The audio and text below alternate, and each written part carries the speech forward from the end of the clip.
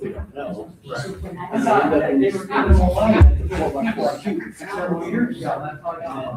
Door shuts and drives around the couches and everything.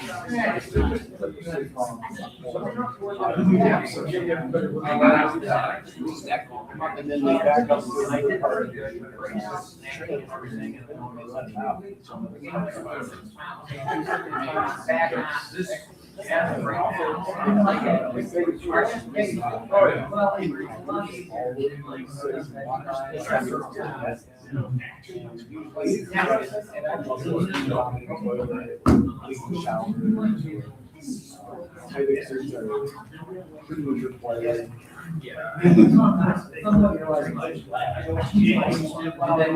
We're trying to find kind of appropriate something like that. Yeah. But I won't have, if I ever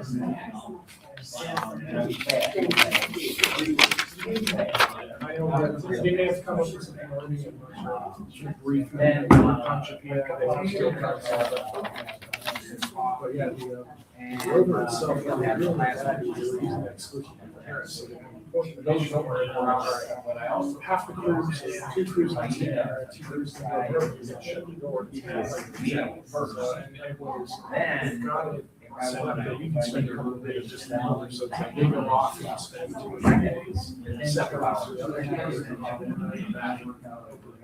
Yeah,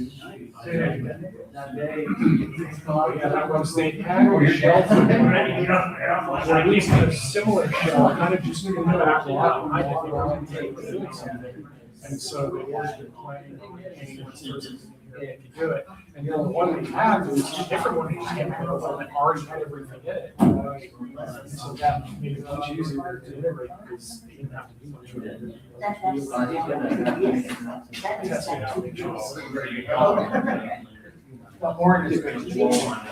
don't have. Okay, it's 7:30 and we're going to get started. That was really good. I can't believe it. Okay, welcome to the July meeting of the Johnson Space Center Astronomical Society. On our opening slide here, we have a nice picture from Reed. And Reed, would you like to tell us anything about your picture? On 17, you suggested I get the picture, and then, yeah, it was taken just outside of Kerrville about a month ago. Very nice. And it was taken with a sea star, right? Yes. Excellent. Very nice picture. By the way, M17 is really bright. It's kind of low on the horizon a little bit, but it's super bright if you're ever looking for a bright one. Summertime object. Okay, very good, Reed. Thank you for contributing that. Okay, here's our agenda for this evening. And before we get started, we always like to greet people who is their first time here. What we'd like for you to do is just raise your hand, tell us your name, and tell us what your interest is in astronomy and how you heard about us. Anybody there? Right there. Hello, my name is Rachel. I'm here. I have liked astronomy my entire life, and I have an interest in exoplanets. I'm really thinking about astronomy. And I heard about you on the roundup. The roundup. Oh, where is he? He's not here yet. Our guy that put it in the roundup isn't here. We were going to congratulate him. Yeah. Were you going to say anything else? Okay, welcome. We're glad you're here. All right. Anybody else? First time here. Willing to admit it's your first time here. Right over there. So hello everybody, my name is Jacob Brink.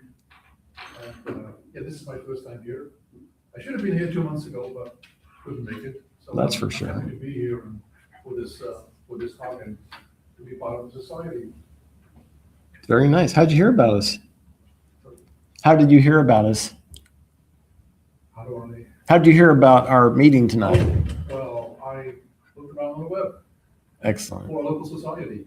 Very good. Yeah, so I found you guys and I go like, I want to be here. Excellent. Well, we're glad to hear it. Jacob, right? Yeah. Jacob and April, right? Rachel. Rachel? Yes. Rachel, I'm sorry. Rachel and Jacob. And I think Jared up here, he came last time, but he's also fairly new. He's just one month. So there's Jared, guys, if you want to meet some new folks. All right. Anybody else first time here? I don't think so. Everybody else looks familiar. All right, this is our agenda for tonight. Okay, so if you'd like to get on our email distribution, what you can do is you can send David a email down here, starhopper457@gmail.com. Send him your email address and he will put you on our distribution. If you don't have time to get that email address down, up there near the door, there's a little clipboard with some tear-off tabs that also has David's email address on it. Just zap him an email and he'll put you on our distribution list and you'll know about our activities and the things that we're doing. Reminder to presenters, please use the mouse pointer that's built into the laptop here so people online can see what you're pointing at. And the stream mic is in this laptop. The auditorium mic is right here on the podium, so you can't wander too far back and forth or otherwise people online won't be able to hear you. And a reminder, please no conversations in the auditorium during presentations. Let's be polite to our presenters and make sure that we're giving them our attention. Is there a problem? Okay. Oh.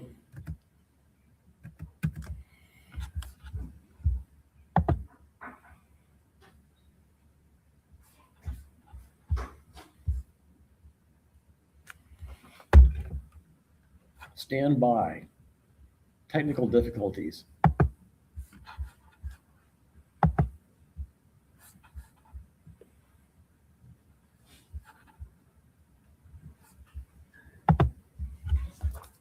What? What one? No sound? Mega delayed. Oh, well, I don't care if there's a delay. Mega delayed.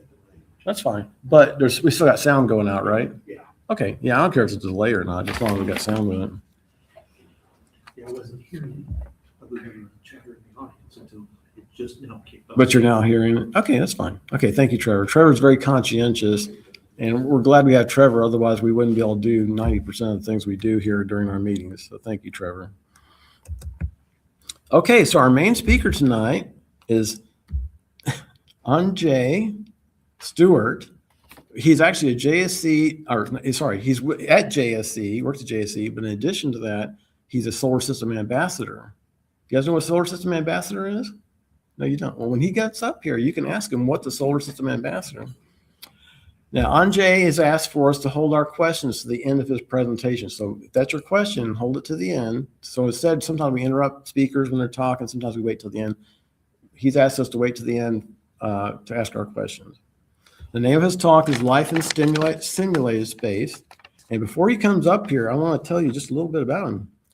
Anjay Stewart is a biomedical engineer at NASA's Neuroscience Laboratory, providing engineering and operational support for spaceflight medical research.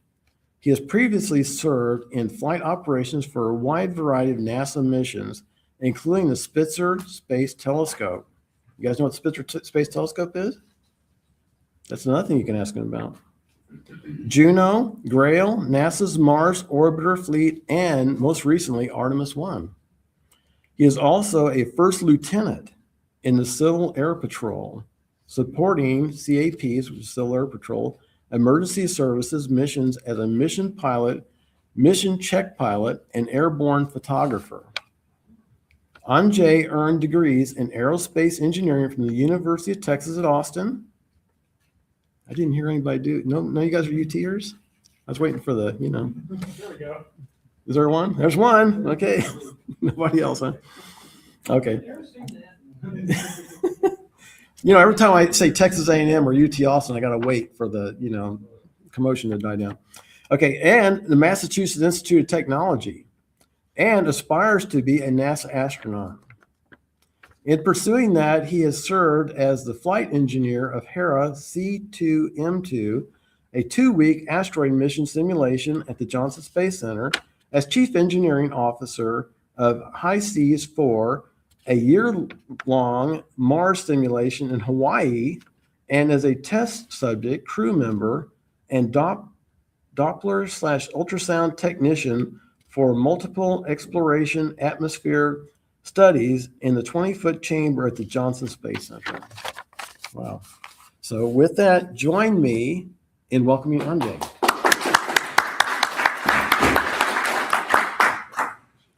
Oh, we didn't tell him how to advance the slides. So return is advanced and backspace is backup. Perfect. Yeah. Okay, and so before I get into my presentation, I've got, especially because I've got enough time to show it today, there's a nice video that was put together by an intern at NASA of one of the analogs that was mentioned, and I'd like to go ahead and start with that video now.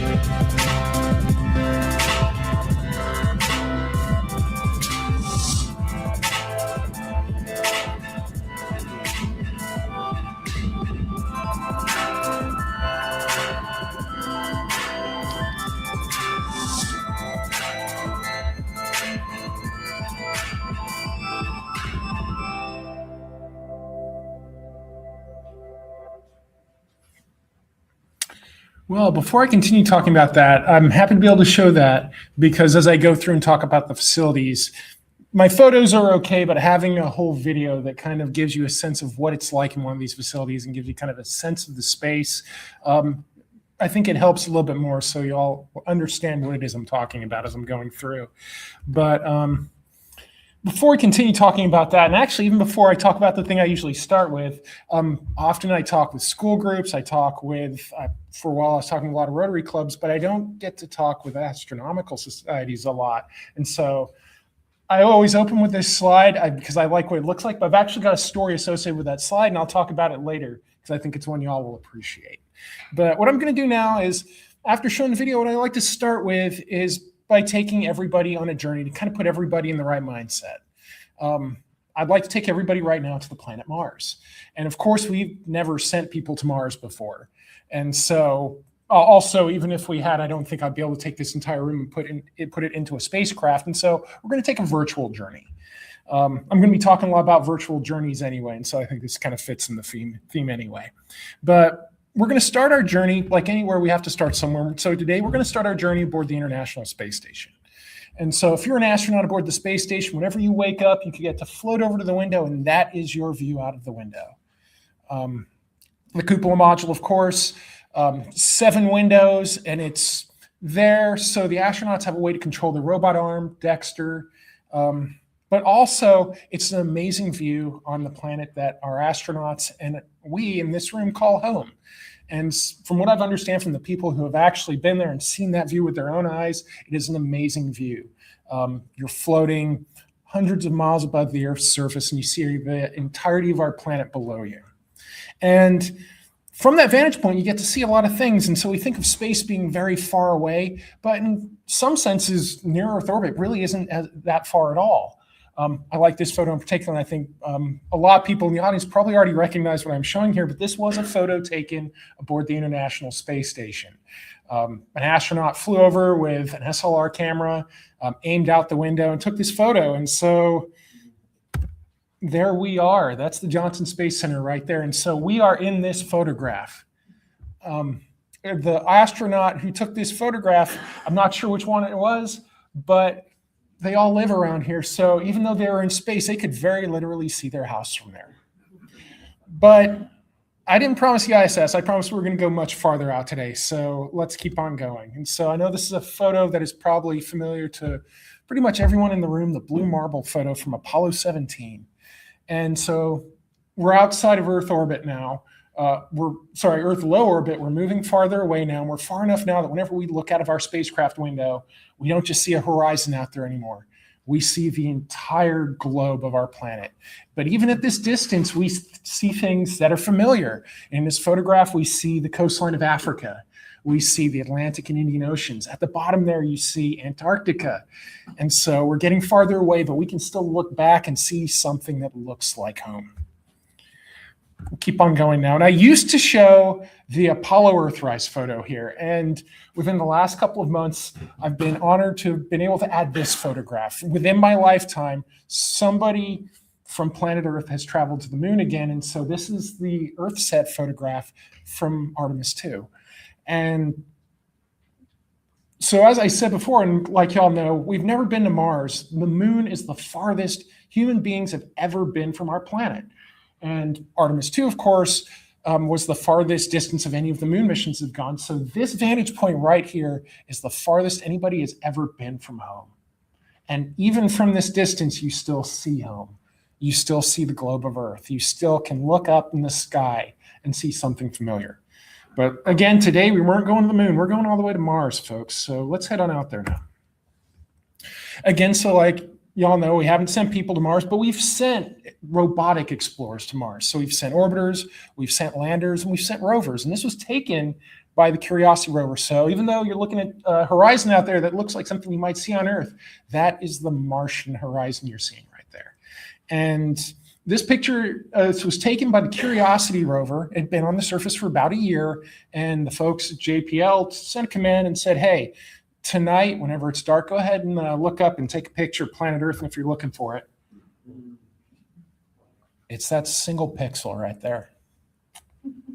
Whenever we send people to Mars, it will be the farthest anybody has ever been from their home. It's going to be a difficult mission too. If you ever read the design reference architecture, it's a little over 2.5-year mission to get there, have enough time on the surface to do some science and get back. And in that time, you're going to be stuck in some very small environments. You're going to be kind of stuck together with the same crew of people for 2.5 years. And you're going to be a long, long way from home. And if that sounds like it's challenging, if that sounds like it's a very difficult mission, yeah, it probably is going to be. And it would be nice if we had some way to practice first, some way to train, some way to simulate that experience here on Earth before we make astronauts do that for real. And it turns out we do have that. And so that's what I'm here to talk about today is some of the analogs, many here at Johnson Space Center, but also a few around the world as well. And this was the last part of that biography that was right at the beginning. I've had a chance to be a part of this, so I kind of want to be your tour guide today to a few of NASA's analogs. The one on the left there, Human Exploration Research Analog, and that's the one y'all saw in the video at the beginning. And that's a facility where they put test subjects, people who are like astronauts, so astronaut-like volunteers, to simulate being isolated, to simulate that distance away from Earth, and to simulate the challenges that come with it, being confined in close quarters with a crew of people acting like astronauts. Whenever I went in there, it was a 2-week-long mission. So I spent 14 days in that facility simulating a mission to an asteroid. And mostly it's psychological testing. So they're testing team dynamics, they're testing stress, they're testing your interactions with mission control. And the reason they're doing that is because, again, they're picking people who they think will act like astronauts. And so whenever we encounter problems in there, they anticipate those are the same kind of problems that real astronauts heading out to deep space will face too. And so if we can solve them for Hera, we can take those solutions forward and help solve those problems when they come up in the real space flights. Sounds very challenging, and it was, but it's something, being involved in space as a crew member, something I've wanted to do for much of my life. And I enjoyed it so much, I went and did a second analog, and that's that one you're seeing in the middle there. That's the Hawaii Space Exploration Analog and Simulation on the northern slope of Mauna Loa in Hawaii. And again, that was a similar mission to Hera in that they were studying the psychology of space flight, but it was a little longer. So instead of 14 days, that was 366 days, a full year simulating a mission to the red planet. Now, part of me doing that mission is I've been working in Lockheed in Denver, working on interplanetary missions, Spitzer Space Telescope, Juno, things like that. And I've been looking to come back. Human space flight is kind of my real love. And so I've been looking to come back to Johnson Space Center. So after high seas, I had the chance to come back to JSC. That's when I started working as an Artemis flight controller, and I had the chance to continue being a test subject. A lot of smaller studies, but also some analogs here too, and all in that facility on the far right there. That one's just the 20-foot chamber. So all the other ones have these long names. This one is just the 20-foot altitude chamber. And in there, it's less psychology and more physiology. So whenever we put astronauts in spacesuits, we do that at lower pressure to allow them to move around in the suit more easily. But if we have any scuba divers in the audience, you know that reducing air pressure can cause decompression sickness. And so that's a facility where we're studying decompression sickness. Whenever we send astronauts to the moon and put them into these lower pressure suits, we want to make sure we're not giving them the bends whenever we do that. And so that's research into being able to put astronauts safely into a spacesuit. And these facilities together, again, these are all spacecraft analogs. The idea being that you're trying to simulate some part of the spaceflight experience and either train astronauts for their real missions or do research that can be used for the actual missions. And they're here on Earth. There are limitations. For example, in these analogs, we're not simulating microgravity, but the parts we are simulating, we try and make it as realistic as possible. And so there's high seas on the slope of Mauna Loa, and yeah, that's on Earth, but you could be mistaken for looking out the window and thinking, hey, this looks like a lot like Mars, doesn't it? A lot of geographically young lava flows, not a whole lot of plant or animal life up there. And so even though we're here on Earth, and we knew we were on Earth, but we had something that made us at least feel like we were on planet Mars. I do like to talk about isolated and confined environments in general. So space analogs, the space station, spacecraft, and even some other facilities, they all are part of this bigger class of facilities that we call isolated confined environments, ICEs. And the name kind of explains it. They're isolated and confined. But they've got some sort of unique stresses that people tend not to run into in normal day-to-day life. For example, facilities like this, a lot of them are in hostile environments. So, the International Space Station is up in the vacuum of space. We used to have an analog called NEMO, which was underwater off the coast of Florida. If you're underwater, if you're not careful, you can drown. And so a lot of these isolated environments are in places where the environment itself is actively trying to harm you if you're not careful. A lot of these facilities are remote. The space station's up in orbit. Antarctic research stations are down at the South Pole. A U.S. nuclear submarine is out at sea. And so these are places that typically aren't next door, although, we do have a couple of these analogs that are here at the Johnson Space Center, but a lot of facilities aren't. High Seas was up on the side of that volcano, for example. And so because these environments are so remote and so, dangerous, they're often very difficult to get to. So, if you want to go to the South Pole, you have to go through a series of cargo flights from Christchurch, New Zealand. If you want to go to the space station, you're taking a rocket from either Kazakhstan or Cape Canaveral. You can't just take a car and go to the space station or go to the South Pole. And so there's some logistical issues in trying to get to places like this. They're confined, and so you spend a lot of time in environments that are very small, very cramped, and kind of optimized to do a job rather than being a nice place to live. Sometimes you get to go outside, but whenever you do, because you're in those hostile environments, you're wearing something that has to protect you from the environment. So if you're an astronaut aboard the space station, if you want to leave that environment, you have to put on a pressure suit whenever you go outside. For somebody down at the South Pole, it's multiple layers of jackets and clothing and that sort of thing to keep you warm in that extreme cold. If you're a U.S. naval sailor aboard a submarine, you're probably not getting out of there at all until you get to port. And so you spend a lot of time in very cramped quarters. And then the last sort of stress that a lot of these environments have is more psychological. Whenever we send people to these places, we're not picking people that necessarily know each other or are good friends. We're not taking families of people and sending them. We're selecting people based on some sort of job criteria. So if we send somebody to the ISS, it's probably because they're a good spacecraft pilot, perhaps, or sending somebody to Antarctica because they're a good researcher. And so we're sending people and they're good at their jobs, but they don't necessarily know each other all that well. So part of their stress of being there is learning how to work with this group of people that they may not know or may not get along with all that well. And so all these stresses together, these hold especially for any mission that we send to space. So the space station, Artemis, any future missions to the Mars or Moon are all going to face these same amounts of stresses. And so our analogs are kind of designed to replicate a lot of these, either by actually being remote or simulating a remote environment, for example. I do like to spend a couple of slides talking about the facilities themselves because part of being in space is you've got a unique environment, whether it's a spacecraft or a surface habitat on Mars. And so the facilities are designed to kind of feel and look like spacecraft.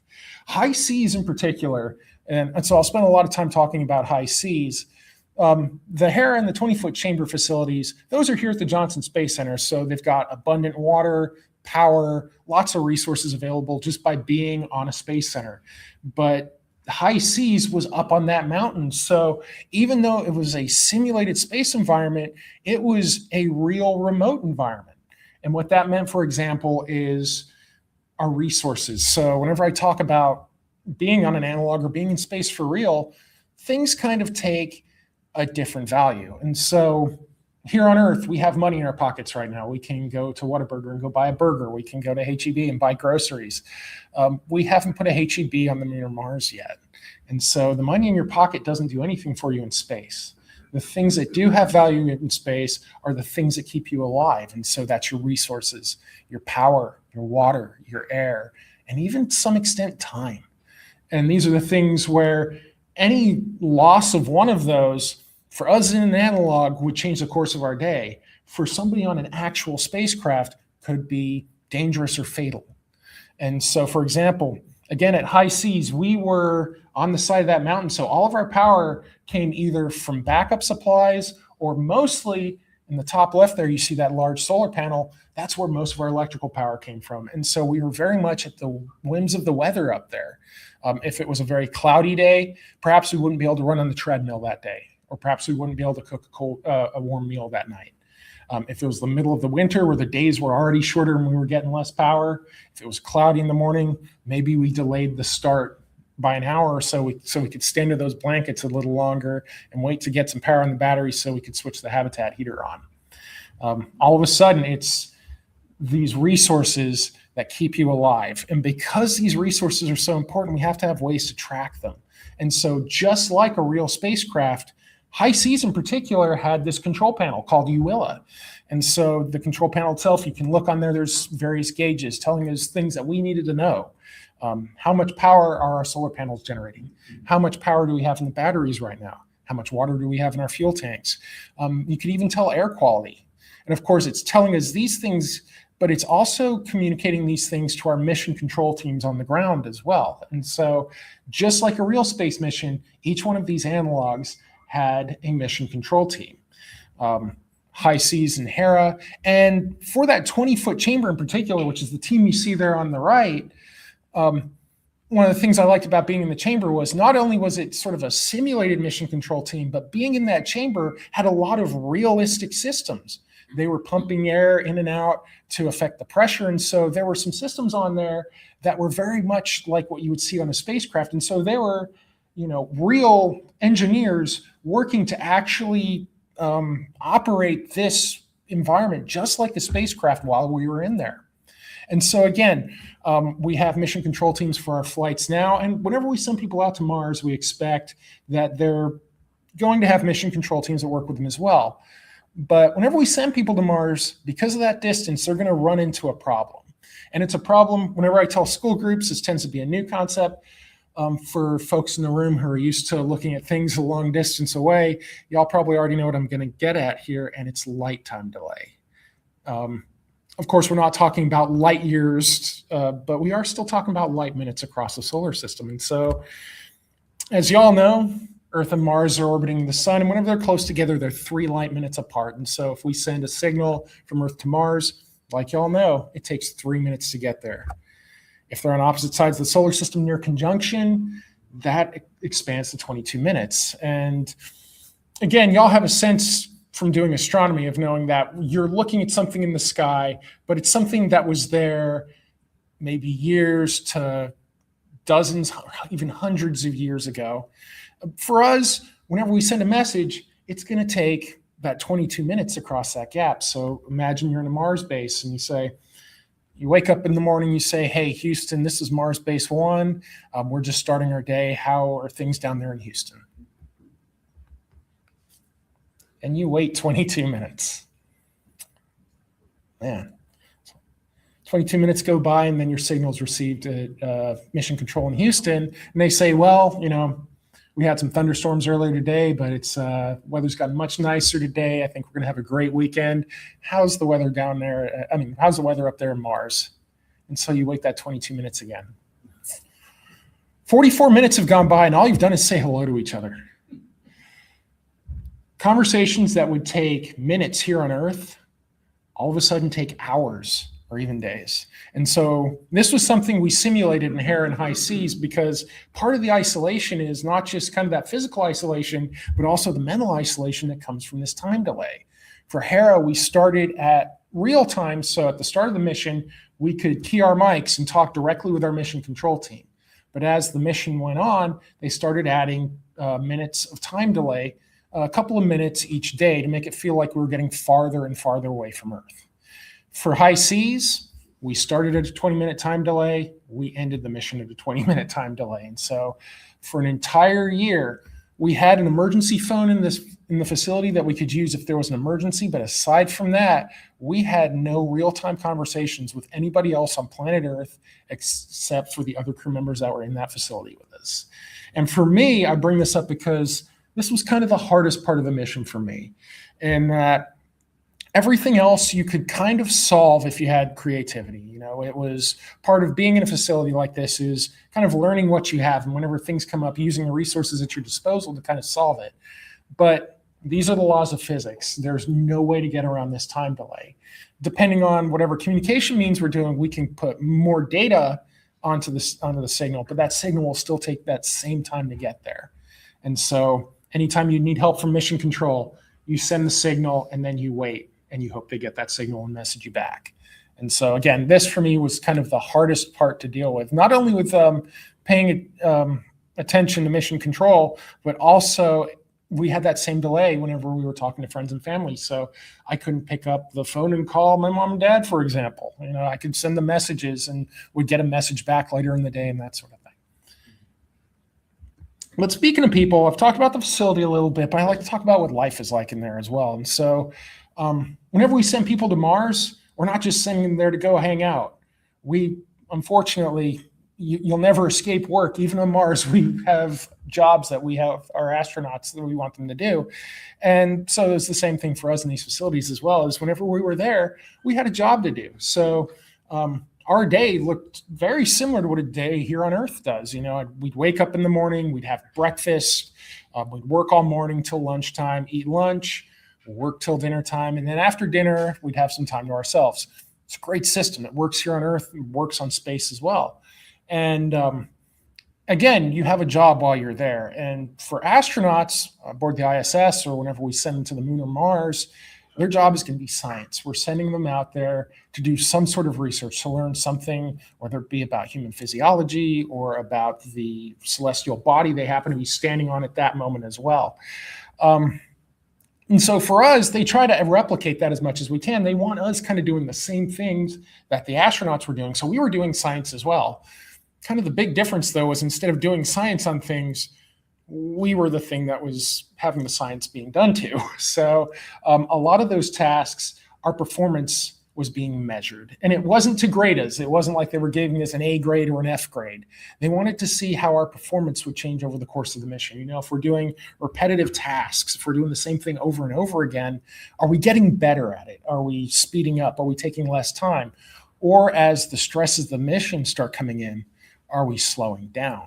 And again, the reason NASA wants to know that is because they think that our responses can be similar to what the responses of real astronauts will be as well.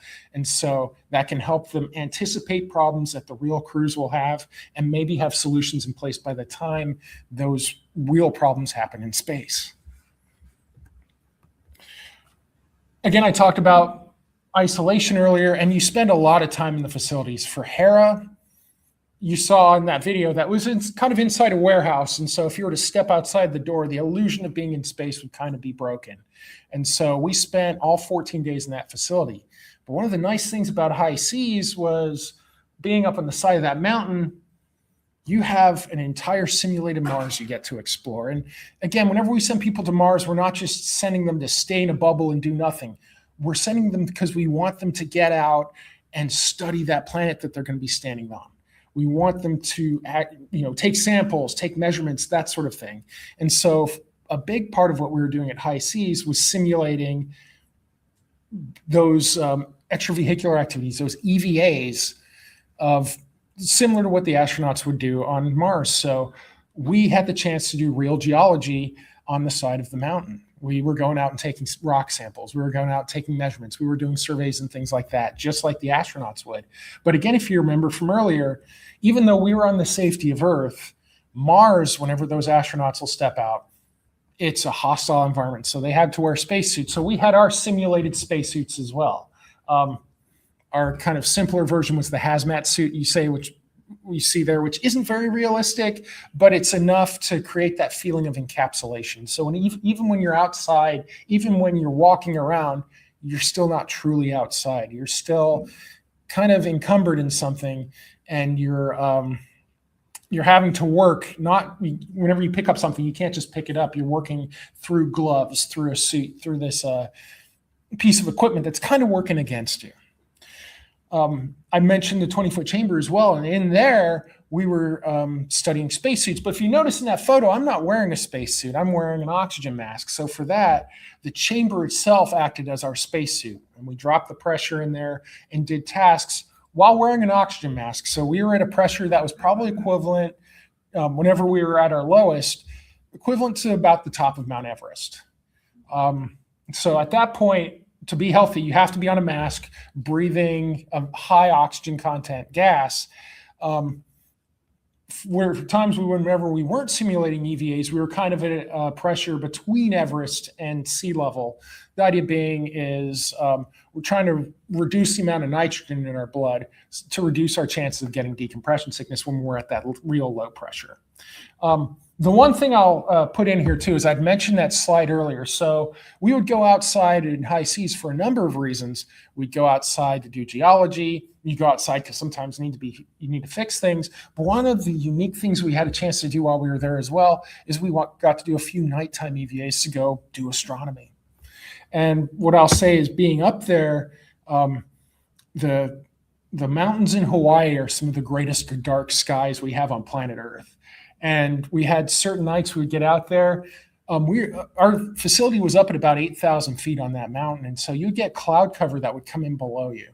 And being there kind of in the middle of the big island, there's already not very much light. There's an army base kind of at the base of the mountain. Whenever those clouds would come in, it would block out the lights from that. And so that photograph at the beginning, that was a picture from our first nighttime EVA. And I'm a city kid. I've spent most of my time growing up around lights and light pollution and things like that. And so I remember from that first EVA, stepping out and seeing that sky and looking up there and seeing more stars than I'd ever seen before in this cloud kind of going across the sky and just not being able to find the constellations I was used to seeing. And then after a while, I looked at that cloud again and I realized it wasn't a cloud. It was the Milky Way. And I had never seen the Milky Way like that before. And so it was a unique experience just getting to experience that dark sky out there. So anyway, getting back into stuff here. I've talked about that dark sky. I've talked about spacesuits. And so whenever you see astronauts on TV, they're doing cool stuff, right? They're launching in rockets to space. They're training in jet fighters. They're getting to train out the neutral buoyancy lab. They're doing all these cool things. It seems like it'd be a really cool job, right? And I'm sure it is. But the thing they don't show you on TV is everything you do here on Earth, they got to do that up there as well. And so whenever I give this presentation to school groups, one of the things I'll say is, hey, if your parents are making you clean your room, they're not doing that to be mean to you. They're training you to be an astronaut. Because it turns out astronauts have to clean their rooms as well. There are no janitor crews in space. Your mom is not in space with you probably. And so you have to clean your room. You have to keep yourself healthy. You have to take care of hygiene tasks. If things break, you have to fix them. And so all the mundane things, if you think of anything you do in a day, astronauts have to do that too. And often in more adversarial conditions. You know, we have some astronauts, whenever they come back, they don't like the feeling of gravity, but gravity helps us in so many ways. I can put my water bottle here and I know it's not going to float off and get hidden somewhere. And whenever we live in our houses are kind of optimized to how we live in there. So I know my toothbrush is in the bathroom. A lot of the facilities and the spacecraft we send up, they're spacecraft first, and then we kind of make them habitable after that. And so they're optimized to fly through space, but not necessarily optimized in the same way your home is. And so, for example, whenever I used to brush my teeth in the chamber, we didn't have running water or really a bathroom. We had a sort of locker room. And so whereas whenever you brush your teeth in your home, you can probably just pick up your toothbrush out of your cup and brush your teeth and put it right there and move on with your day. For me, I'd have to go to my bunk and dive through my bunk to pull my toothbrush out of my little storage area in the back. And then I'd have to go upstairs and get a cup and a bottle of water and then hope one of those rooms were open. And then I could brush my teeth. And hopefully I hadn't forgotten anything and have to go around again. So this simple task, all of a sudden it takes 2 or 3 times as long just to do the same thing you do here on Earth. And so the astronauts have to do these things. They often take longer because the ergonomics aren't as optimized as they here on Earth. And again, that sometimes they have to fix things that break. Like I said before, there's no Home Depot in space. There's no H-E-B in space. So if something breaks, you can't just pop to the store and get another one. You have to fix it or hope you've got an on-orbit spare. And so that top left photo there, that was one of our stoves we were using to cook dinner, and it had broken earlier in the day. And so what I've done there is I've taken that unit and another unit that had broken earlier in the mission, and I'm putting pieces of those together to try and make one working stove again so we could eat that night. But that kind of leads me into the next thing I like to talk about, which is the food. And the reason I like to talk about the food is whenever you're on a mission like this, you go and you're like, oh man, I'm going to get to pretend to be an astronaut and do all these astronaut things. And it's very sort of exciting and new and different at first. But the more you do it, the more it becomes your routine, especially on the year-long mission. Your first couple of weeks, you're learning how to do everything. By month 6, you've forgotten what your life back in the real world used to be like. You've kind of adjusted to a new normal. And so I remember I'd wake up on a Wednesday morning and say, oh, it's Wednesday. I better eat breakfast and throw my spacesuit on for today's EVA. And being back in the real world now, I realize kind of how absurd a sentence that is. Like, who wakes up in the morning and thinks they need to put a spacesuit on? But it just kind of becomes normal after a while. But the food was the thing that was just different enough that it reminded me I was doing something different. And so the Hera and 20-foot chamber facilities, because they're here at Johnson Space Center, we get our food for those directly from the Space Food Systems Lab. And so the food we're eating in those facilities is the same food they're eating on the International Space Station. In fact, one of kind of the side pieces of science we were doing on the 20-foot chamber is we got to test some of the food system for Artemis before they flew it on Artemis 2. And whenever I talk about space food, one of the challenges of space food is it kind of has to last a long time. We cook it here at Building 17 over at the center. It gets packed, taken to a launch site somewhere. It launches, and then it might stay in the pantry on the space station for up to 6 months before somebody gets a chance to eat it. And if you remember from earlier, the design reference mission for Mars is 2.5 years. And so towards the end of that mission, those astronauts are going to be eating food that's like 2.5 years old.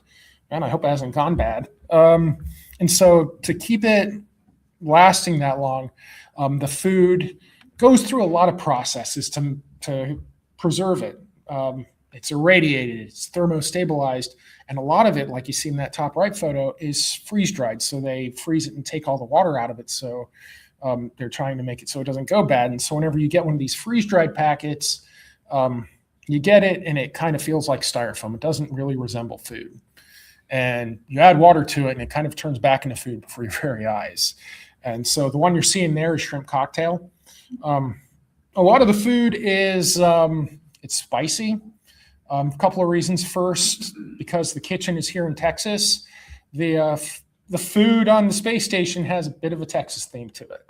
We've had people, test subjects come to the program from places like New York and have commented, why does everything taste like jalapenos? And it's because we cook the food here in Texas. But also fluid shift. Whenever you're up on orbit, we're used to gravity pulling all the fluids in our body down towards the ground and into our legs. One of the first things that happens is your fluid redistributes. And from what I understand, it makes it feel like you've got a head cold. And, whenever you have a cold, food doesn't taste, it's harder to taste food. Same thing with those astronauts, but having spicier foods helps kind of open up their senses and make it so they can taste the other flavors in the food. So the astronauts tend to kind of crave a lot of spicy food while they're up there.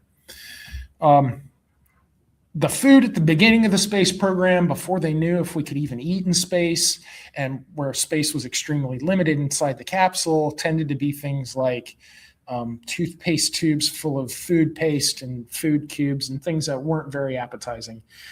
They've had a lot of time to get it right since the Mercury and Gemini programs, so the food is much better now. So most of the food tastes like foods you would have down here.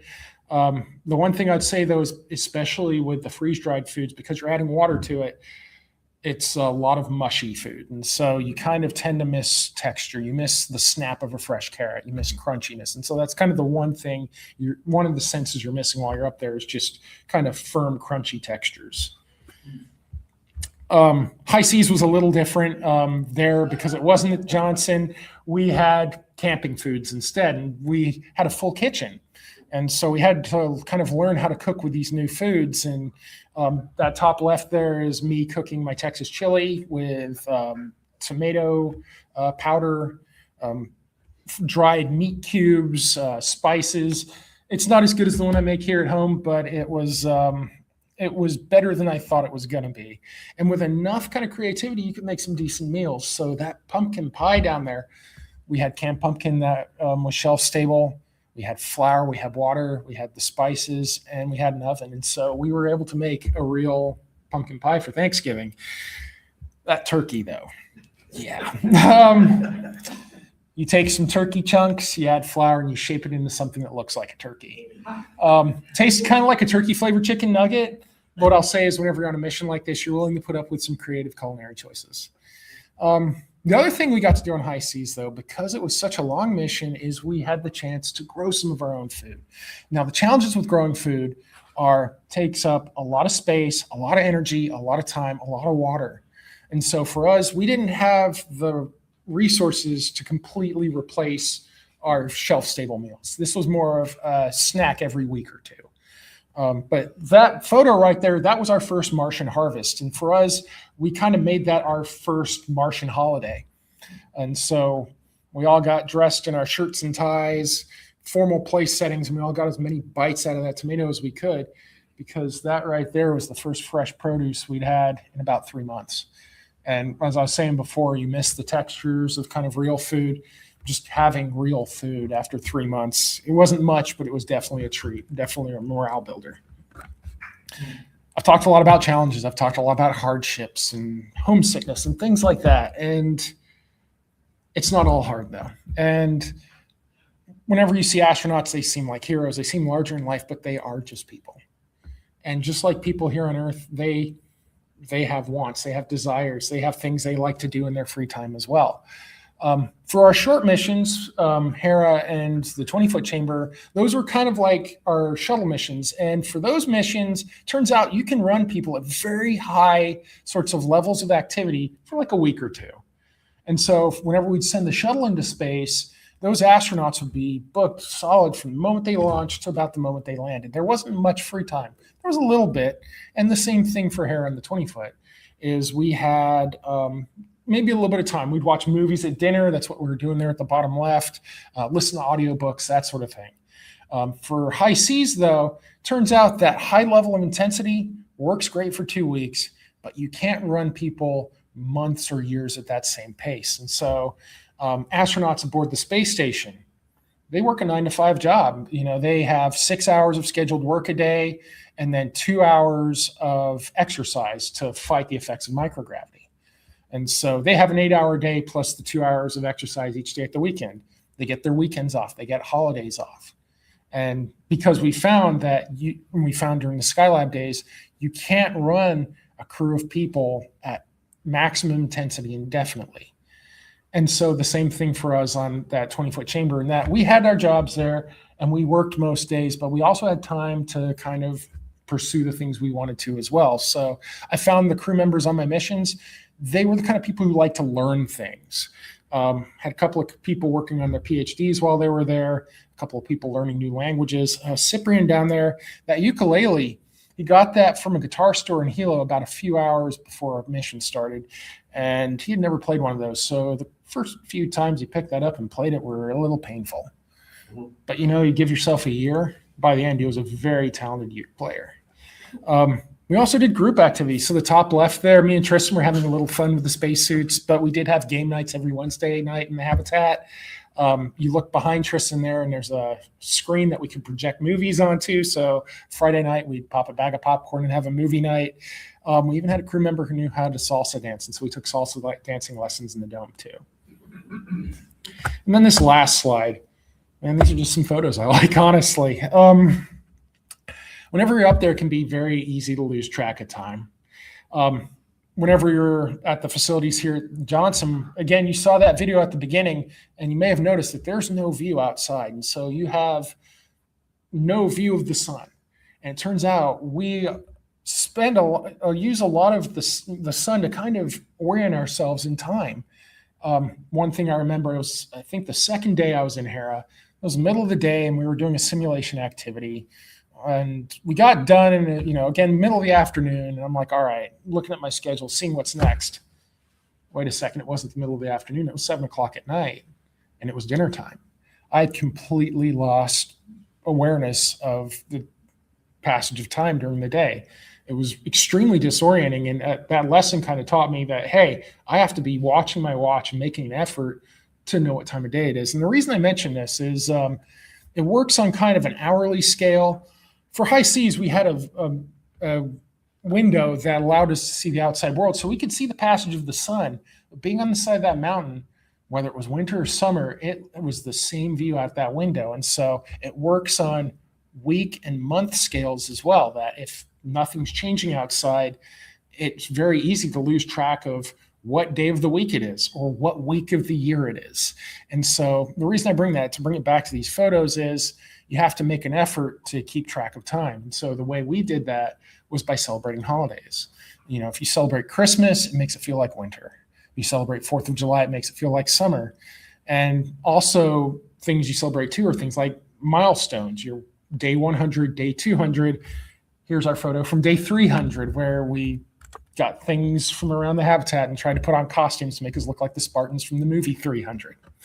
Also, you may have noticed in that video, and I've mentioned it a couple of times too, that these facilities are very small. And your sleeping quarters in the 20-foot chamber in Hera, it's not a room, it's basically just a bunk. Very similar to what sailors have aboard a submarine, in that you've got room to lay back and sit up, and that's about it. And it hasn't been a planned thing, it's just kind of happened with every crew I've had in the chamber in Hera. But at some point, the crew feels the need to jam everybody into one of these sleeping pods and take a picture. And so that's what you're seeing in the bottom left there. That was our traditional photo of everybody jammed into one of the crew bunks. Anyway, I could keep talking about this for hours. I mean, this has literally been altogether over 400 days of my life, but I don't want to sit here and monopolize the time. I'd rather take some time and answer the questions you all might want to know about. So if we've got enough time, I'd be happy to take some questions. Any questions? In the back there. So do you actually have much verbal communication time delay, or do you just everything sort of like email? Because I think it'd be impossible to carry on a conversation, or you'd say something, somebody's trying to misunderstand it, so you'd say, oh, they're close. Yeah, we're moving more towards text-based communication. It was during the first missions on Hera, we had a voice system and a message system. And exactly like you said, with the voice system, if you didn't happen to be listening, you'd hear somebody start talking and you'd go over. And if you missed the first part of their message, you'd have to say, hey, could you say that again? And then wait 10 or 20 minutes again for them to repeat what they just said. We found text is much easier in that, first off, you can reread a message over and over again, but also because we have email, we have text messages on our phone. It's a mode of asynchronous communication that we're kind of already used to. And so people kind of just sort of more naturally understand it. And so that's kind of what we've been moving towards. I believe they've kind of moved towards that. I don't believe they've got a direct voice communication system in Chapia. That's another analog we've got running right now. That's a year long we're running. And I believe the vast majority of their communication is text-based.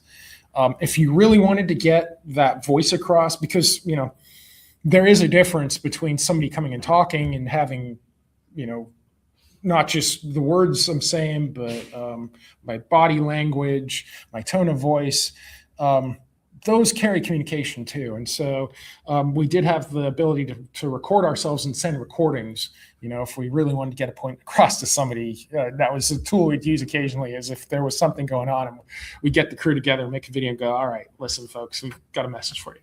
So that was a kind of a tool in our toolbox, but for the most part, people know how to use email. And so that tends to be what we found the easiest to use. I'm sorry, I might have missed this part. So was this whole experiment, if you will, done to test people or to learn about what you didn't know that people would need, or, you know, how to make it more adaptable to make it work for people? Which For us, more of the latter. So part of it is just kind of basic scientific study into, hey, we're putting people into this situation. How do they respond? But also because, again, we want to send people to space. And if we can use this as a test bed to try certain technologies or solutions to problems. We're trying to kind of develop the solutions now rather than running into the problems whenever we send them to Mars and then being like, oh, how do we solve this? We're hoping to already have those solutions in our pocket. And so this is mostly research and development. Yeah. We'll go here next. And I'll kind of go that way. I get all the engineering, all the effort that you're putting in there. How about people? Changes in their brain over 2 years, changes in their blood, things that might happen. How are they testing for that? Is there a way to test for that? To some Seems like a big problem. It is a big problem, and to some extent, so I've kind of talked about the main science of these, but a lot of these missions, because you have a test subject who's kind of already in there and has some time, a lot of these will have a lot of secondary science involved. So I know most of these involved. I've spent a lot of time getting blood drawn in these facilities because they're doing immunology studies. A couple of my crew members in high seas were doing microbiome studies. So once a week we do body swabs, and they were sending those off to a lab to see how our microbiome changed over time. And the lab I'm working in now, I didn't talk about it much, but working in neuroscience lab, we're studying sensorimotor, vestibular, that sort of thing, kind of adaptation to G transitions. And so there is a lot of research going into that. We do have analogs that are kind of more based on physical. So I didn't really show them up here. I focused kind of more on the ones I've done. But we do have ones that are meant to more simulate zero G. And so here in the US, we use head down bed rest. And so it used to be down in Galveston. We've since moved all that over to a facility in Europe, but we'll have test subjects kind of lay with a slight back tilt for a couple of months. And that simulates the deconditioning that the astronauts see in orbit. And so we're able to get some research there. Russia instead uses what's called dry immersion, where they have what's essentially a very large water bed, and they put the people in that bed, and the water is kind of in these bladders, and that way they're not holding themselves low. It's basically like putting the astronauts in a neutral buoyancy lab, but they're in a bed and it's months at a time again. And so there are certain things we can replicate, but we can't replicate them perfectly. And so one of the things that's kind of still a big question mark is we have a great understanding of what the human body does in 0G because of the International Space Station and shuttle. We know how we work in 1G. Mars is 1/3 G, and we don't know if that looks more like 0 or 1. And we don't really have a good way to replicate 1/3 G for long periods of time. We can do it for 45 seconds in 0G aircraft, the ones that do the parabolas and simulate weight and assist. They can modify the parabola and do a lunar G or a Mars G, but that's 45 seconds. Being able to do that for months, weeks or months at a time, we don't have a good way. And so there are still some question marks. But yeah, there's a lot of medical research that goes on with these two. Have they seen any changes through, taking your blood and the other people's blood and some of those tests? Have they seen some changes that they're going to have to adapt? Yeah, and I know on immunology specifically, I've read some of the papers. I'm a little bit ignorant, but I know a lot of what they're looking at, for example, when we were talking about blood, is they're looking for virus reactivation. So I'm not trying to insult anybody in here, but we all have viruses, herpes viruses, things like that. Nearly 100% of the human population does, and most of them just lay dormant. But what they find in space flight and in some of these analogs too is because of the stress of those missions, the viruses reactivate. And so that's one of the things they've seen. And there's other things too. They're looking at inflammation markers, that sort of thing. And so yes, they do see the changes is the big one. And so it's helping us see things in orbit on the ISS. We can't replicate it here, but a thing they've seen up there is SANS. So they're seeing changes in eyesight over the course of the missions too. And so there are a lot of changes, and we're learning a lot about them through both research on the space station and through these analogs as well. Okay. Yeah, no worries.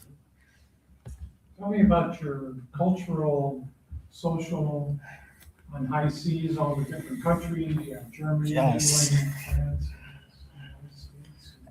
And so that was interesting. And so the Hera and 20-foot chamber were all U.S. crews, but you notice our flags on our patch. And the British flag, you wouldn't know it by my accent, but that's my British flag right there.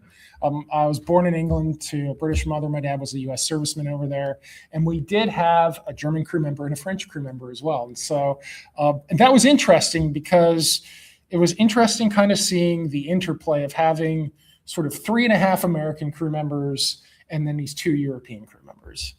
And it was something I'd notice every once in a while is 4 Americans would be talking about something and referring to things. And the 2 Europeans would be sitting there kind of just looking at us like, what are they talking about? And so, we grew together as a crew, but there are cultural differences there, and it's a good thing. So you want a diversity of viewpoints on your mission. The saying goes, if everybody's thinking the same thing, nobody's thinking. So you want for the safety of the mission, you always, mentioned holidays, for example, and so yeah. celebrate the Steel Day or Mhm. whatever kind. Yeah, there were a couple of those as well. People would bring their cultural holidays in as well too. And so there was, as the mission went on, the gaps started to disappear somewhat, but people, there were still cultural things. We were still learning things about each other on mission day 366. I'm married to a German for 36 years, and I still have communication. Exactly.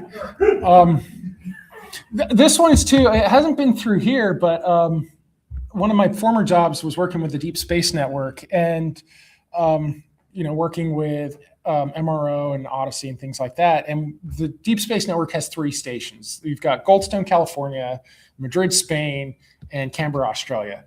And whenever you first get on the loops, especially with Madrid, the language of the DSN is English, but they're not sending Americans to Madrid.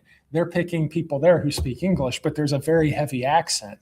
And whenever you're on script, there's certain keywords and terminology you use and you expect makes those conversations easy. But the moment something breaks on the spacecraft and you're off that script, it gets very challenging at first. But your ear kind of picks it up after a while. And so for those of us who spent a lot of our time talking with Madrid and talking with Canberra, we got to a point where those conversations became very easy. And somebody else in our office would hear us talking, and if their job didn't involve so much communication with those stations, they'd walk by and they'd be like, "What language are you speaking?" We're speaking English, but we were so used to hearing that accent that it became natural to us. But for others, they wouldn't understand any of the conversation that was going on, even though we were speaking in English the whole time. So How would you resolve conflict?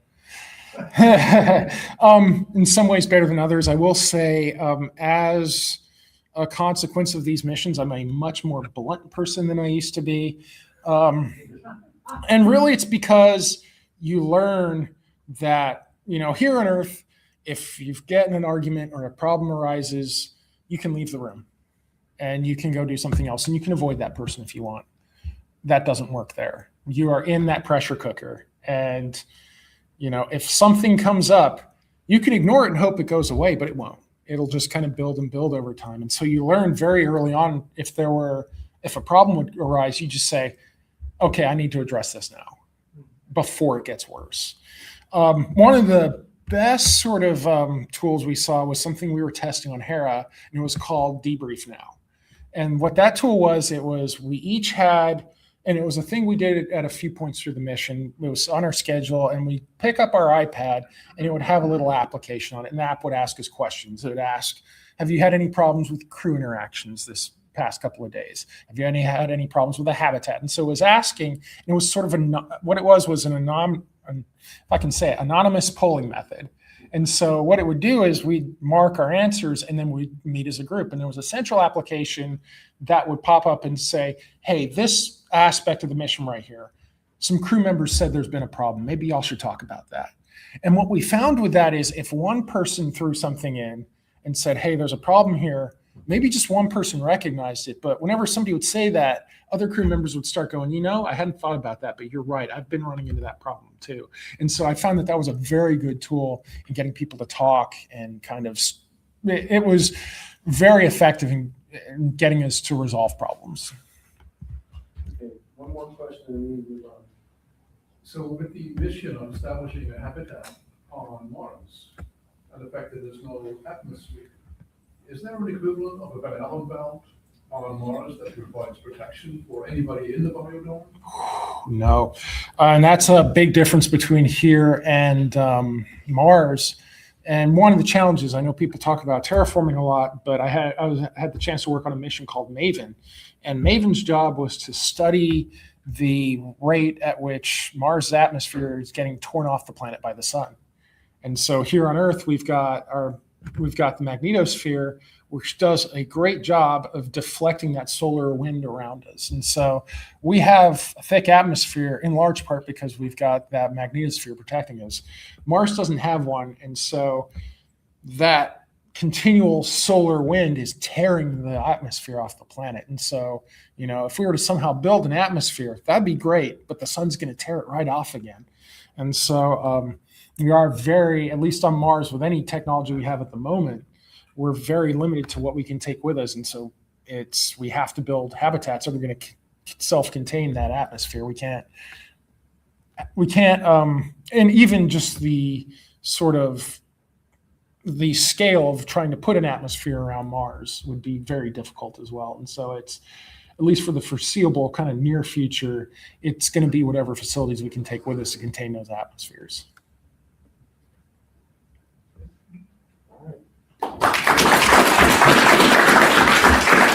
Thank you very much. Great. Thank you. Thank you for that presentation. All righty. I'm sure you guys have other questions. You can ask them at the break, or you can ask them at Mod Pizza if he decides to come with us.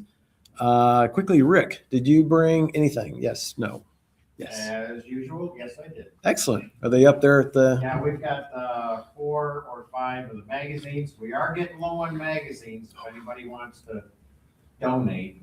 And I think there's 3 or 4 of the DVDs.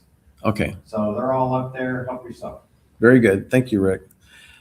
Okay, after the meeting, we'll get together at Mod Pizza. We come out here, shoot north on Middlebrook, take a left on Clear Lake City Boulevard, past El Dorado, that HEB, right in front of HEB, there is a Mod Pizza, and we'll get together and continue to talk about astronomy and other various things. Everyone's invited to come. Hope you can come to that. And what? Are those prices current? Because that's not what I would. Okay, I'll try to update the slide. You're right. I've not done it for a while. I'm sure you're right. Seems like 20 years ago. That may be true. Okay, so we're going to take a short 10-minute break, and then my watch says 8:40. We'll get back together at 8:50, and then we'll do the second half of our meeting. All right.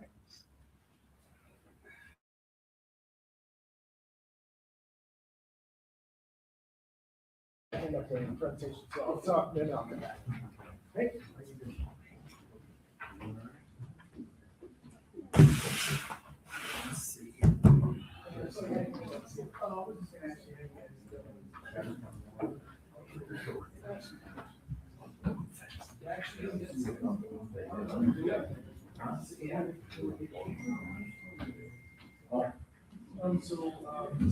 For Aaron,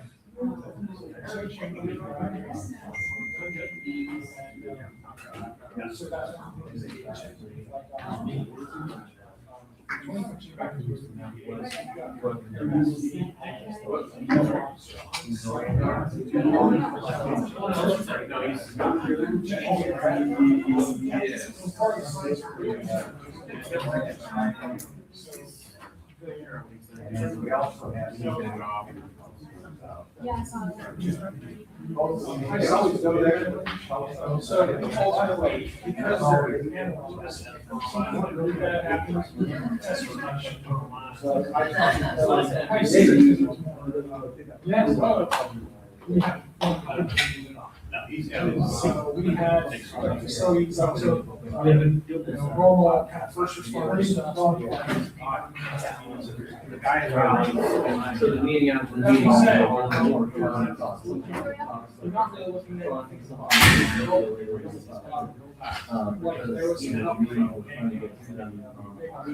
A lot of pizza players. there's no way. Is way across like you'll have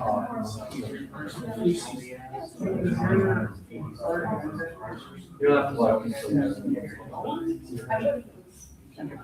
What? I would have. I did notice the price, yeah, it's not $7. It's more like that, It's actually mainly, especially so the first skiing mission I was on was in 20. what it is and stuff. Just happened. Yeah, I mean. Well, I only really come because you know, this is all online, is, That was, so you still, so for those, Six or seven you're first skiing. and some of the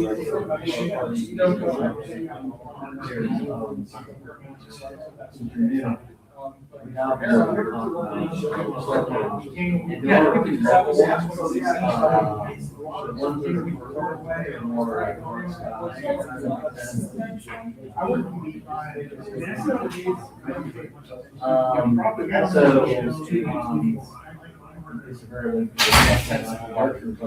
So the one thing that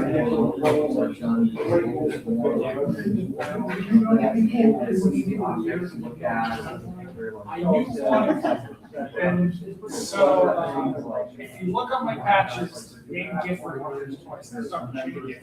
she's the one who actually talked about the gallery. And I met her during my hair mission. She's like, usually this you should apply to part of it. like, I live up more of the city, so That a little bit, rest of the career, some part of the training for high season. and so I go to more of the dark fashion places. And it's Well, chance to heat them a little bit further. Then after that, you there often, very comfortable. And so it's fun to go there. No, in all seriousness, it's, you can put up with anybody for 2 weeks. Our party, I feel like, we're working on some Airbnb like location where we can kind of. Because, okay, so there's a whole bunch of members, there's probably about 20 or 30 people. Well, and so, I applied for Jamaica one, didn't get selected. But the people that really attending the house parties is more. And it's only because I've got a lot of things going on. Things of doing the Airbnb house. And I mean, it happened to the good things in our house. And it's that right there. It was just a good time for me, because I was in a place where I was looking for a job there anyway. So we've done. But I came back here, and it was a career. Spread out. I've got more, so if anyone looking at rock and send me for real. One is to But like. I, a year, unless I have nothing else going on. At 120 or 30 or 40. That means that also your truck, so they're working in positions. And 3 days, few days, But,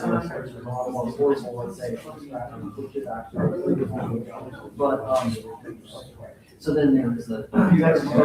They shouldn't do that with us, in fact, everybody's there doing it. So I think it's awesome. They have to do it. And some of our consent form is shared with veterans. And they're going through things, they're like, this applies. No muscle punch biopsies. Congratulations on taking care of it. So they mentioned those, they're like, you don't have to. I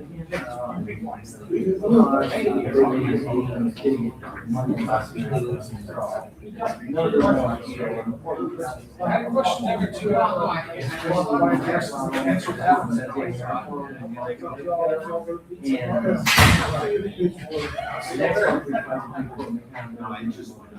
All right, coming back to you. But then again, I might as well get a plan.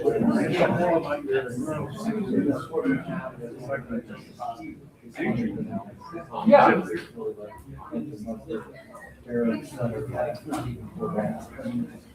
But if they host an evening there with a local people on Saturday, so they pop them in the 4 nights, which is nice because I brought some of the big equipment and set up like 2 nights. I always get the big Really worth it. So, The one thing I'll say is, I'm an engineer, not a scientist, so I'm more like labs and things like that. I've been in the labs since November, and I've done a lot of fun nuclear. So I'm still very much learning, I think, so like the science side of what we're doing. this year it's still on the. One of the engineering side, somebody.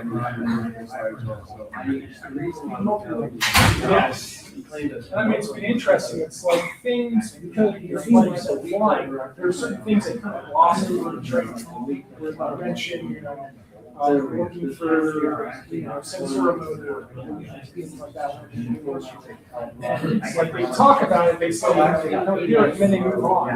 And then it's like, we're going, like, no, really, this is what's happening. Here's how we're replicating it in the lab. Yeah, it's been interesting to see kind of how much they gloss over. Yeah, there's so much, there's like a rich pile of knowledge. We sum it up into, don't manipulate the controls while you're writing out meetings. Yeah. And there's. Absolutely. You start Cowboy. I don't know my numbers, Space Food System will have to know more. That being said, one of the things I see is with astronauts, and because we were doing low pressure stuff, you lose your appetite. And so, the Space Food Lab we normally work with the astronauts, they kind of work with them, and they pick their menus. For us, they just issue you. They say, here's your food, this is what you. Oh, really? There's always food left. We're talking like a third of the food that goes in there and comes back out again. Your appetite. The food itself, you look at it, it's only a portion about that big, but it's very filling, it's very calorically dense. So that's one of the things they have problems with, is getting people to enough calories. Especially because it's part of that is if they're looking for the pressure studies, acute nights. That's one of the symptoms. Is acute mountain syndrome.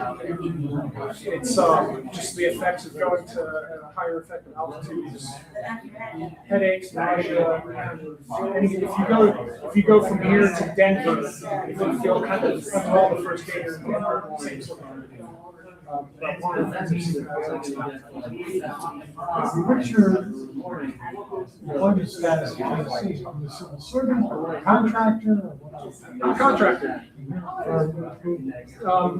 Lidos, and I'm saying that they're going through the whole workplace transition. So we're actually, Jared Isaacman a couple of months back said, hey, we're going to pull a bunch of functions back from NASA.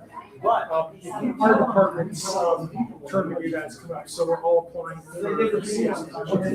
Yeah, actually, the job's open today. They closed it. Right now, I'm a contractor. This time, a couple of months, I can be a citizen. How long this week I chose? Okay. All righty. Our 10-minute break is over, and we're going to get started with the second part of our meeting. So I went to Denver for a few years, high season.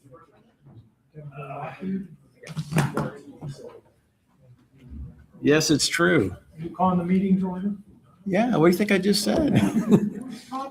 I'm like the Rodney Dangerfield of astronomy. I get no respect. It's absolutely true. Oh my goodness. Okay, we're going to try to start the second half of our meeting.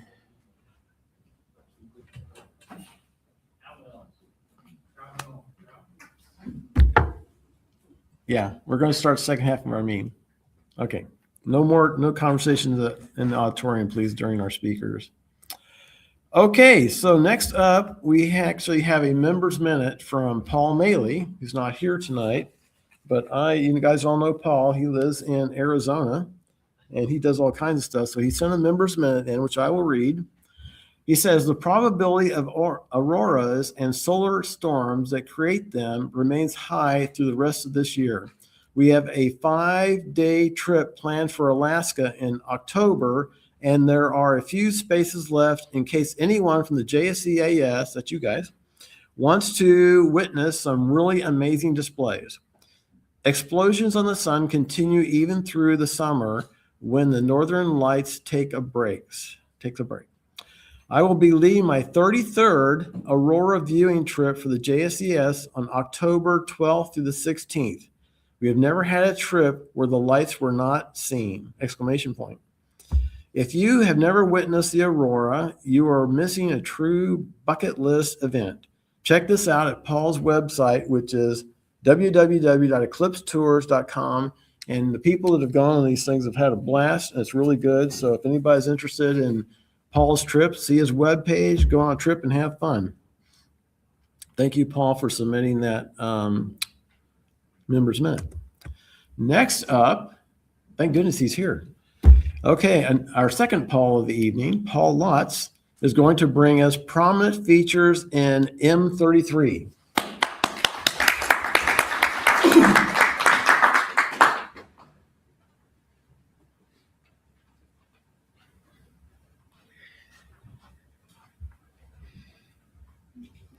All right. Let's see. Yeah. So we're going to talk about what we can see in M33. So I took this photo, the photo that I will use throughout the presentation, with my Celestron Origin telescope last September, actually. All right. So M33, or Messier 33, is also known as the Triangulum Galaxy. Oops, I'm going the wrong way. Hold on. Due to its location within the boundaries of the Triangulum constellation, M33 is about magnitude 5.7, but its surface brightness is low due to its extent. It is reportedly visible to the unaided eye under very dark sky. In fact, at about 2.9 million light years away, it is one of the most distant objects we can see without optical aid. I, for one, would still need corrective lenses under the best circumstances, and I've never seen it. Haven't been looked for it in a dark enough sky. Has anyone here seen M33 with the unaided eye? Where did you see it, Justin? Central Oregon. Central Oregon. All right. So at least we have somebody who can vouch for it. All right. So maybe someday. All right. Anyway, M30. Let's see. Next slide here. And you'll notice that M31, which is the Andromeda Galaxy, is not so far away on the sky. Well, M31, our Milky Way galaxy, and M33 are the three largest galaxies in what's called the local group of galaxies. You will notice that M31, oops, next one. Yeah. The Triangulum Galaxy has around 40 billion stars. The Milky Way has about 10 times that. And the Andromeda Galaxy has about 1 trillion stars. The Andromeda Galaxy is not only more massive than the Triangulum Galaxy, but it's also significantly closer to us at 2.5 million light years distance. M31 and M33 are about 750,000 light years distant from each other, and they are reportedly at least loosely linked. In addition to the number of stars, the diameters of the galaxies here in thousands of light years differ. All three galaxies are spiral galaxies, but unlike M31 and the Milky Way, M33 does not have a significant bar structure at its center. A more complete classification of M33 indicates it is a spiral galaxy with no central bar, with loosely wound arms that emerge from the galaxy nucleus. The arms are readily visible to us since the galaxy is nearly edge-on from our perspective.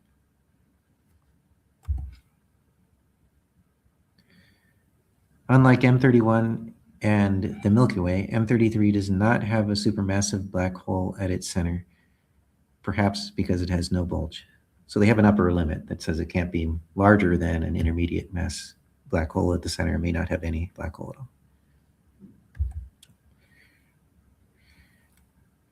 And this is just a nice photo of is capture the in the inside of the galaxy, the nucleus.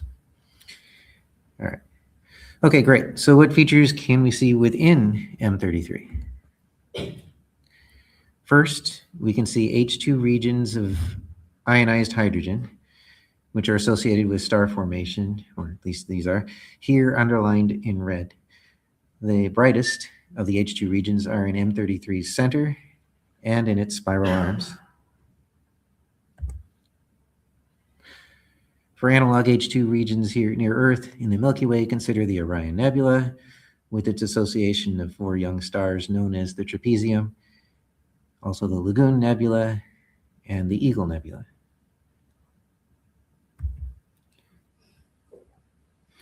NGC 604 is the brightest of M33's H2 regions.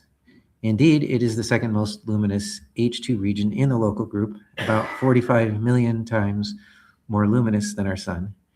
So I decided to look it up and see which one was the most luminous. Anybody have a guess in the most luminous H2 region in the local group? It is not in any of these 3 galaxies, but is in one of our neighbors down south. Oh, is it the tarantula? That's correct. Very good. Yeah, that's it. So anyway, NGC 604 has about 200 hot massive stars at the center. And it reflects an episode of star formation about 3 million years ago, by which I think they mean 3 million years before the 3 million years it took for the light to get here. So NGC 604 is more than 6,000 times brighter than the Orion Nebula. It'd certainly be an awesome sight to view this from the Earth to Orion Nebula distance. They said it'd be about as bright as Venus. So, okay. Here are a couple other close-ups of 2 of the other H2 regions: NGC 595, which is actually number 4 on the list, and NGC 592. And here NGC 588. All right, so moving on. Oh, we have a couple more IC here, so they're a little bit more still H2 regions. All right.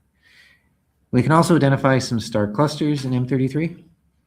M33 has relatively very few globular clusters. I've added GC after the names of 2 of M33's true globular clusters.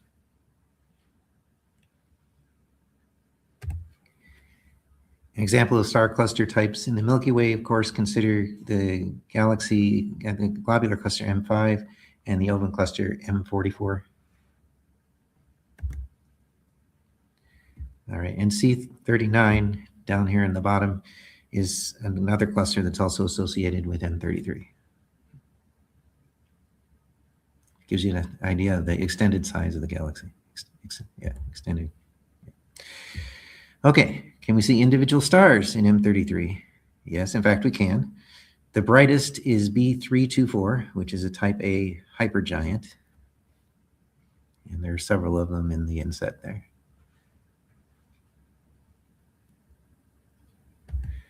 And also out there is 110A, a bit farther from the center. There's also a Wolf-Rayet star off of the bottom right, and I didn't capture that one. But there are all those that you can see. So we were able to image and identify multiple H2 regions, star clusters, and even individual stars in M33, about 2.9 million light years distant, and learn about some of the characteristics of this local group neighbor.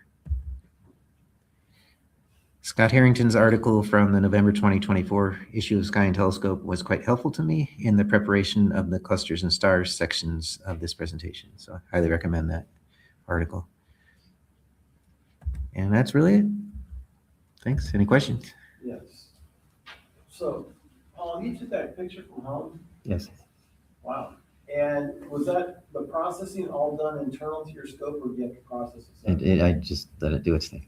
It was all internal. It was all internal to the Yeah, scope? it was about a 35-minute exposure. So They're like 10-second exposures, like correct. 200, huh? Yes, And like 200 of them, right? correct. 211, I think it was. That's pretty impressive, because Yeah. their light pollution is pretty awful. It is pretty awful. So I would like to do this this fall or whatever. I should go somewhere really dark sky Yeah, and see that's how much it is. dark. I mean, M33 is actually kind of a tough target.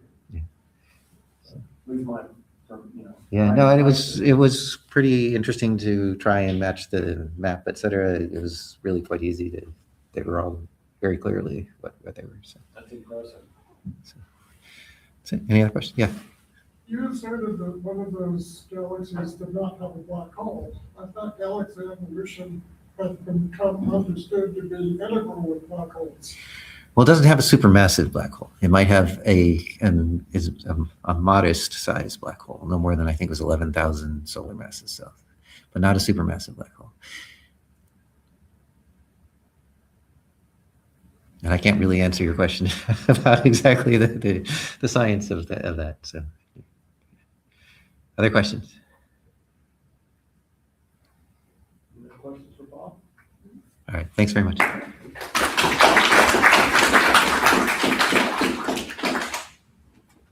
All righty. Next, we have David with Star Party News.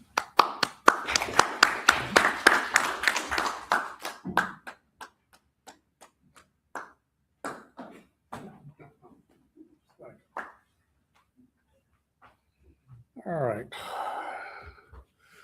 Past events, June 20th, Magnolia Creek was rained out. June 27th, hack. This actually ended up being one of our best hack events we've had in a long time. Julianne, our new contact there that I've got to kind of renegotiate and talk to, figures there may have been over 1,200 people there. There were 40. Chris is shaking his head no.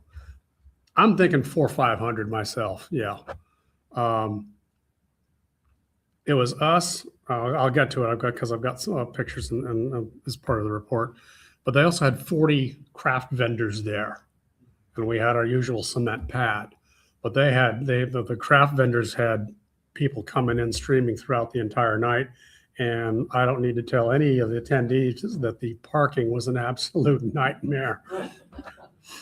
It was one of the first times it's been a real problem. We did have one slated for the 18th. It turns out that is a wedding. Julianne actually wrote me yesterday and said, no, we're going to have to move this one.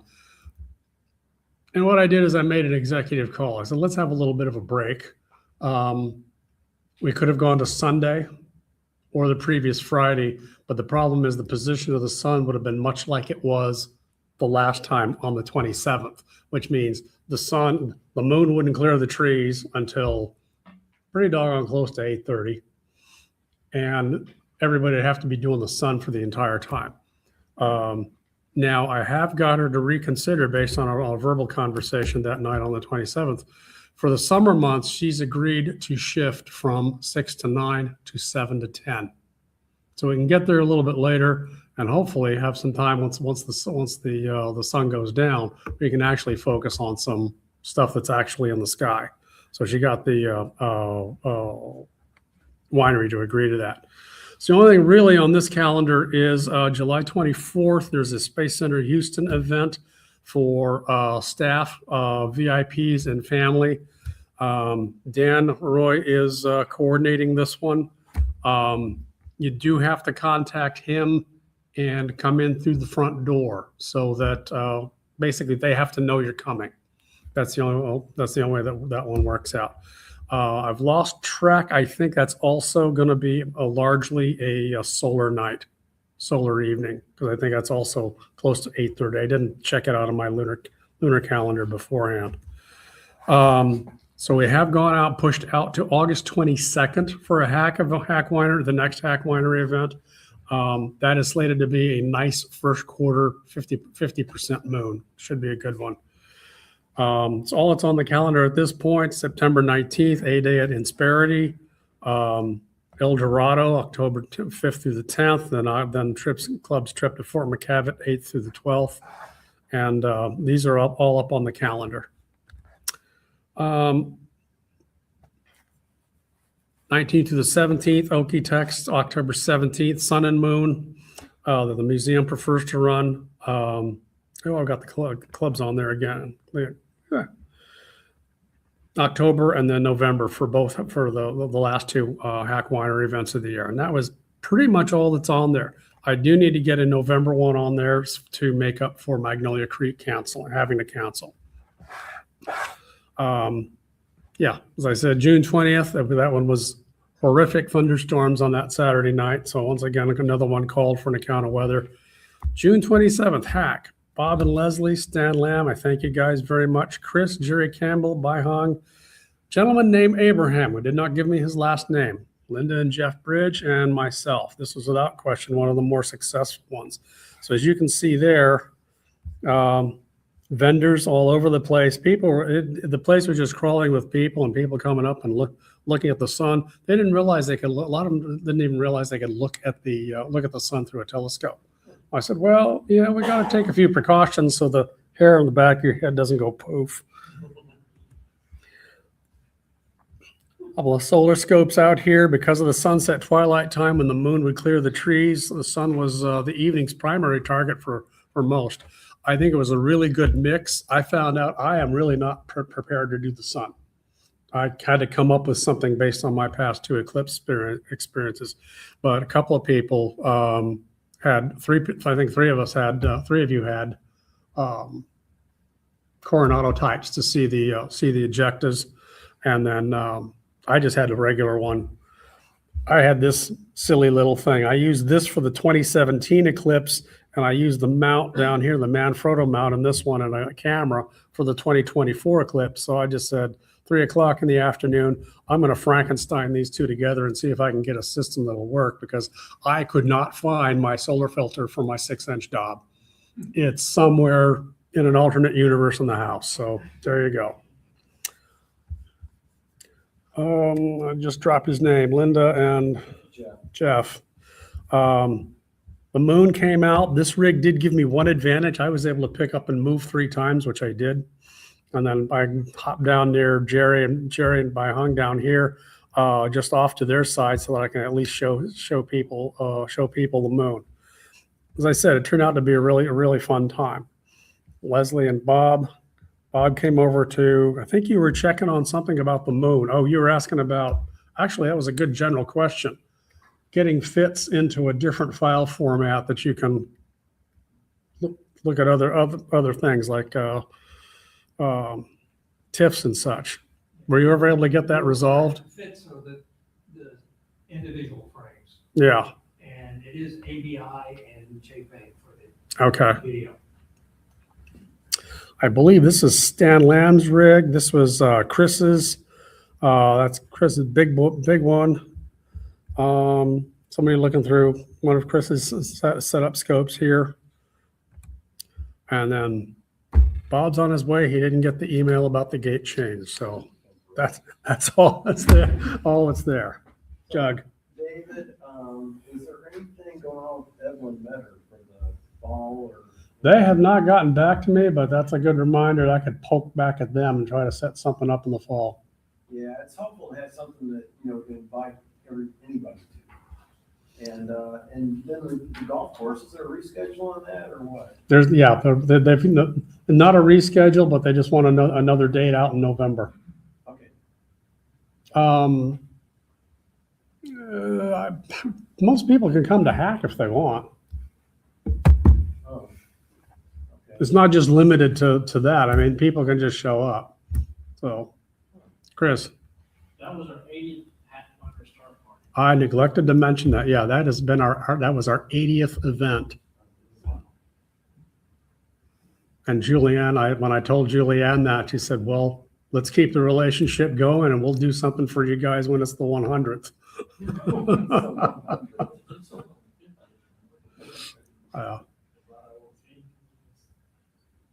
All right. Thanks.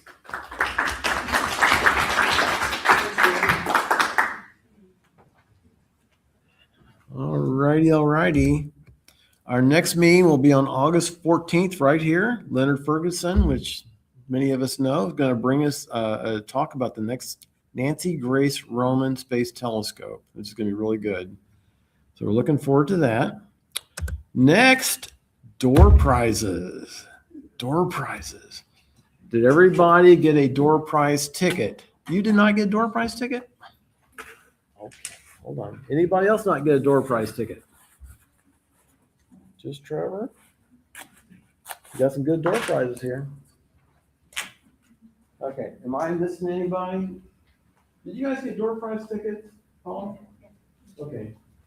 Because you came in late, you were on our speakers. Okay, all righty. Look at your door prize ticket. Ed, are you looking at your door prize ticket? Yes. Thank you. I'm going to read the last 3 numbers of your ticket here. 0, 9, 6. All right, is that Dominic? Get yourself down here. You have to keep getting it over and over again. I know. How come you keep winning door prizes? There's something not right Maybe because about I'm that. a kid and I get the kids' luck. You got the kids' luck. Well, let me, I just made that up. yeah, you know what? I got some cool stuff here. I got, yeah, I trust you. I got astronomy socks. Got 4 different kinds of socks to pick from. I bet your mom and dad probably already bought you some socks. I have CDs on Tour of the Night Sky. Oh, I know something you like. We got a moon map. We also have a nice card about, let me show you this. If I can find it here. Astronomy stargazing. Okay, hold on. Hold on. Oh, I also have a little blue thing that does that. Yes. You gotta pick something here, buddy. Hey guys, listen, it's time to pick door prizes. Stop messing around. I got some information about Axiom, commercial space station. Do you have Legos? You don't have Legos. Anybody bring Legos? No. I need Legos. You guys gotta pick one of the things I just showed you. Okay, you guys like any of these things? How about some space shuttle crew pictures? Guys, what they're doing on the space shuttle? Dominic, come on, man. Pick something. What do you want? I don't know. You gotta pick something. Gotta pick something. How about crew patches? You want some crew patches? What's that? What's that? This you cannot have. This is because I am the president. I get this thing. This is called a room good, and it's from Kenya. And it's how I get these guys to calm down when they won't do it. You can't have that. I think one. I'll Oh, I just got get- some stickers about. I'll just get the socks. Wait, socks? Hey, how about stickers? Make look, your dad would love this. Make astrophotography easy and fun. You're not thinking about your good old dad up there? Well, anytime I'm coming down here, Okay, I always fine. think about him because Okay, you want the socks? I'm not that into. All right, which one of the socks you want? I like this one. It That one there? looks the most amazing. All right, return to your seat. Okay. Yes, Peter, right? Okay, Peter. Going back up there, maybe you'll get a store prize. Okay, so every time Dominic comes down here, it takes like a half hour for him to pick a prize. So. Sorry, that's right. Okay, all right. 105. Hopefully a quicker picker. Come on down here. Rachel, right? Come on, Rachel. Rachel, I got a moon map. I got astronomy stargazing. You look like an intellectual man. Hold on. I've got socks. Well, wait. Let me tell you what else I got though. I've got a book about milestones of flight. I got a book about nova, adventures in science. Let me show you one more thing and you can pick something. One more thing. And I have a really cool thing about black holes explained, the DVD in a book. And I have socks. You want socks? All right. Okay, look, you got that one. You just might as well replace everything with socks. It's got a rocket. I'll just bring socks from now on. Okay, so rockets, you got the solar system, and you got stars. Oh, then we have crew pictures. Thanks to Rick over there. We have a, oh, what do I do with that? Hold on. Somewhere in here, there's a DVD of crew pictures. You like crew pictures? Oh, wait. I think I just saw it. Here. We've got crew pictures, STS 95 crew pictures. It's the pic. Excellent. You sure you want socks too? Maybe next time. Okay. You want some socks? Next time. Okay, Next time. Next time. That'll be motivation for you to come to another meeting. Thank you. We generally have socks. All right. She was almost as slow as Dominic, so. All right. 1, 2, 0. 1, 2, 0. Anybody? Come on, you're all here. Nobody left. 1, 2, 0. I know it's one of you guys. Who is it? Who's that? Is that it? Yep. Who is that? Oh, that guy. Okay, forget it. He's not here. Gotta be here to win. Zero. No, you did not. 095. 095. That's me. That's you? All right, come on, Trevor. Socks. All right, Socks, come on. You got the spaceship, you got the solar system, and we got stars. Spaceship, solar system, stars. Let's go, solar system. All right, Trevor. Very good. I'm telling you, Socks. Okay, this is the last one. Last one. I'm sorry if you guys didn't win a door prize tonight, but we try to keep it random here. Okay. 106. One. Is that you, Bob? Come on, man. Get down here. All right, Bob. Bob, I got moon maps. I got a thing about stargazing. Oh, Bob. Wait a minute. Wait. Time out. Okay, I have a really good one. Reed over there actually donated. Yeah, let me show you what this is. This is some Bader